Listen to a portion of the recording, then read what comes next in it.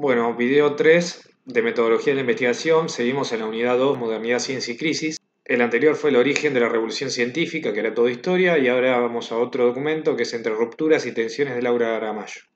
En 1962, Kuhn publica La estructura de las revoluciones científicas. En dicha obra describe el desarrollo de la ciencia como un proceso discontinuo, no acumulativo, un proceso señalado por la irrupción de acontecimientos revolucionarios que determinan la ruptura con el curso anterior de la investigación científica. Para poder comprender su alcance, Kuhn desarrolla una serie de nociones con las cuales se conforma una entrada conceptual. Kuhn habla de paradigma, habla de ciencia normal, habla de una anomalía, para luego seguirle una crisis y una inconmensurabilidad. Los aportes de Kuhn sobre el desarrollo de la ciencia y llevado y aplicado al campo educativo nos permite comprender la evolución de las diversas maneras de concebir el aprendizaje y cómo se llega a él desde las diferentes posturas de la teoría del aprendizaje, por ejemplo, las conductuales y cognitivas. Vamos a analizar el paradigma, la ciencia normal, la anomalía, la crisis, la inconmensurabilidad. Bueno, Kuhn dice que toda revolución científica supone el abandono de una estructura teórica y su reemplazo por otra totalmente diferente e incompatible con la anterior. O sea, un desarrollo no progresivo, no acumulativo entre un paradigma y otro.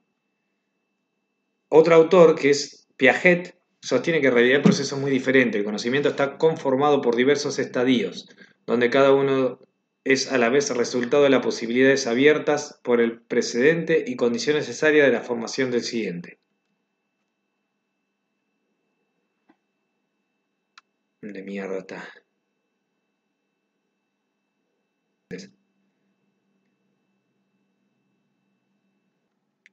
Este aporte de Piaget sobre los niveles de desarrollo del conocimiento también se lo podrá ver reflejado en las teorías de aprendizaje, donde el cambio o el paso a otras teorías de aprendizaje no significa necesariamente el abandono total de lo ya realizado por la anterior teoría, sino que a partir de lo ya realizado tomarlo como punto de partida para mejorarlo. Volviendo a Kuhn, define a los paradigmas como las realizaciones universalmente reconocidas que durante cierto tiempo proporcionan modelos de problemas y soluciones a una continuidad científica. Así, un paradigma está constituido por los supuestos teóricos, las leyes y las técnicas para su aplicación que adoptan los miembros de una determinada comunidad científica. Los que trabajan dentro de un paradigma practican lo que Kuhn denomina ciencia normal. O sea, los que trabajan dentro de un paradigma, que es un estudio de ideas, un montón de conceptos, trabajan en lo que Kuhn denomina ciencia normal. La etapa durante la cual las actividades científicas se desarrollan en el seno de la comunidad de investigadores que se ocupa del mismo tipo de problemas. La ciencia normal articula y desarrolla el paradigma en su intento por explicar y acomodar el comportamiento de algunos aspectos importantes del mundo real, tal y como se revelan a través de los resultados de la experimentación. En virtud de que el paradigma determina cuáles son los problemas y las normas de la resolución, la actividad científica normal tiene por finalidad la articulación de los fenómenos y las teorías proporcionadas por el paradigma. La ciencia normal se caracteriza por la resolución de enigmas. Kuhn describe a los enigmas como un tipo especial de problemas que tienen de antemano asegurada la solución.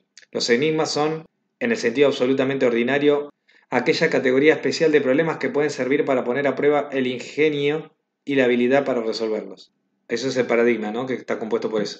En algunas oportunidades, los científicos se enfrentan a anomalías, es decir, con el reconocimiento de que en cierto modo la naturaleza ha violado las expectativas creadas por el paradigma. El fracaso persiste en la resolución de ciertas dificultades, el fracaso en la aplicación de las reglas del paradigma conduce a una situación de crisis, el consecuente sentimiento de pérdida de fe en el paradigma vigente. Si se encuentran anomalías en el paradigma, ¿qué pasa? La teoría entra en crisis. Básicamente está diciendo eso. Después de la etapa del paradigma, de la ciencia normal, viene la parte de crisis, que es esta. Cuando empiezan a surgir dificultades que no pueden explicarse, dentro de la regla de ese paradigma que estaba diseñado para explicar cosas. Cuando por la extensión de las anomalías empiezan a propagarse la inquietud y la insatisfacción con la manera con la que está orientada en ese momento la investigación, se inicia un periodo de crisis. La crisis debilita la regla de resolución normal de enigmas de modo tal que eventualmente se sientan las bases para la instauración de una totalmente nueva, un paradigma nuevo, inconmensurable con el anterior. Y este cambio de paradigma, o sea que no sirve, cambian todo, se llama revolución científica. La transición a un nuevo paradigma da lugar a una revolución científica. El proceso de revolución supone siempre la existencia de un paradigma rival. En las estructuras de revoluciones científicas de Kuhn define a las revoluciones científicas como aquellos episodios no acumulativos en los cuales un antiguo paradigma es reemplazado completamente por otro nuevo e incompatible.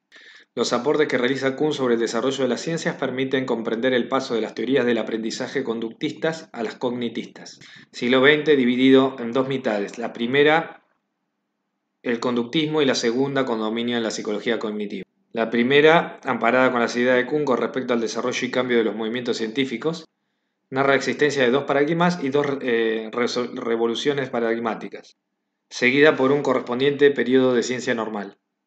La primera revolución se produce en la segunda década del siglo y da lugar a la aparición del conductismo, a partir del 1930, y luego entra un periodo de ciencia normal, teniendo un paradigma objetivo, empirista y positivista. Estudios de aprendizaje mediante el condicionamiento, que consideren necesario el estudio de los procesos mentales superiores para la comprensión de la conducta humana.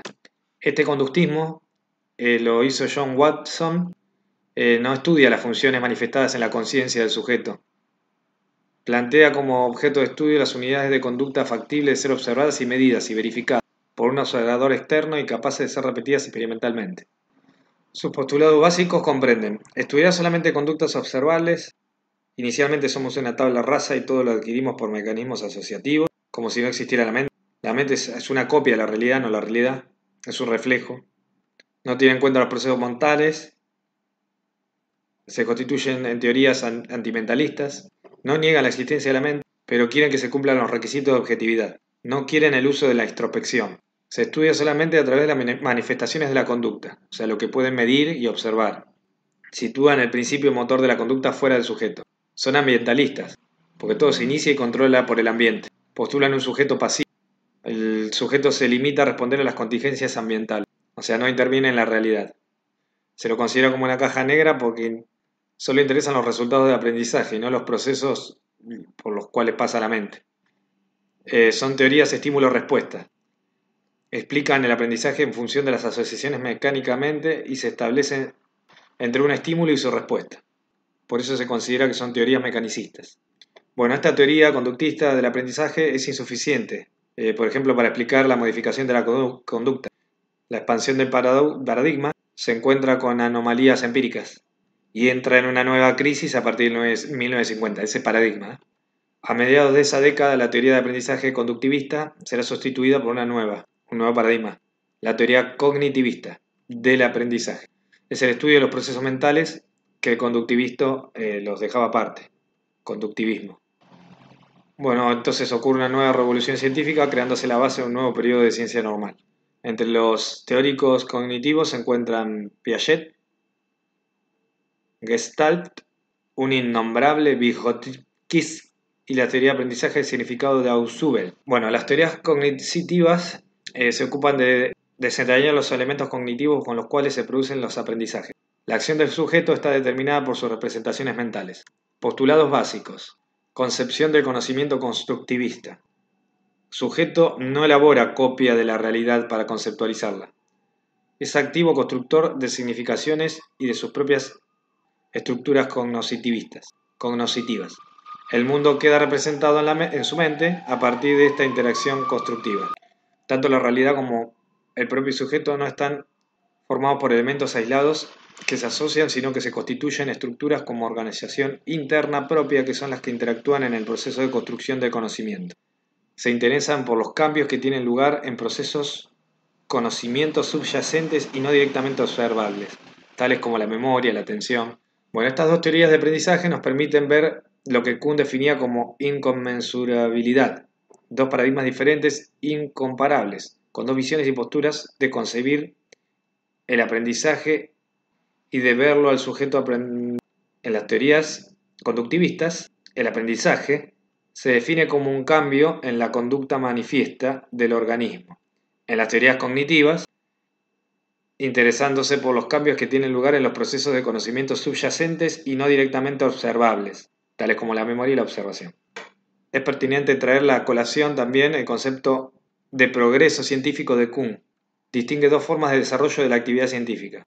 Desarrollo progresivo dentro de la ciencia normal es acumulativo en el sentido de que el conocimiento supone el anterior, y desarrollo no progresivo, es decir, no acumulativo entre un paradigma y otro. Siguiendo la línea de análisis de Kuhn, el paso de la teoría del aprendizaje del conductivismo a la teoría del aprendizaje cognitivas se da dentro de un contexto de desarrollo no progresivo y no acumulativo por ser incompatibles. Según Kuhn, este sería el análisis correcto. No existe ninguna relación entre la formación de las nociones y operaciones en los estadios más elementales y su evolución en los niveles superiores. Piaget y los que disertan piensan que es totalmente diferente. Piaget dice que los estadios sucesivos de la construcción de las diferentes formas del saber son secuenciales, que cada uno es el resultado de las posibilidades abiertas por el precedente y condición necesaria de la formación del siguiente, y que cada nuevo estadio comienza una reorganización, otro nivel de las principales adquisiciones logradas en los precedentes. Bueno, entonces, como conclusión, decimos que los aportes de Piaget nos permiten comprender que la evolución de las teorías científicas en el marco del pensamiento de Kuhn enfrentan una dificultad. Todo conocimiento, por nuevo que parezca, no es jamás un hecho primogéneo, totalmente independiente de los que han precedido. Esto lo podemos analizar desde el origen de las teorías del aprendizaje, donde las teorías cognitivas, al ver que el conductivismo no podía dar respuesta sobre los problemas relevantes con respecto a la modificación de la conducta, las teorías cognitivas se ocupan así de desentrañar los mecanismos cognitivos por los cuales se producen los cambios de la conducta y el aprendizaje, o sea que está totalmente relacionado. Parten los aportes relacionados por los conductivistas, posicionados desde otra postura y fundamento para así continuar analizando y dando explicaciones sobre cómo se genera el aprendizaje. Se llega así a un nuevo conocimiento por reorganizaciones, correcciones y nuevas posturas y fundamentos.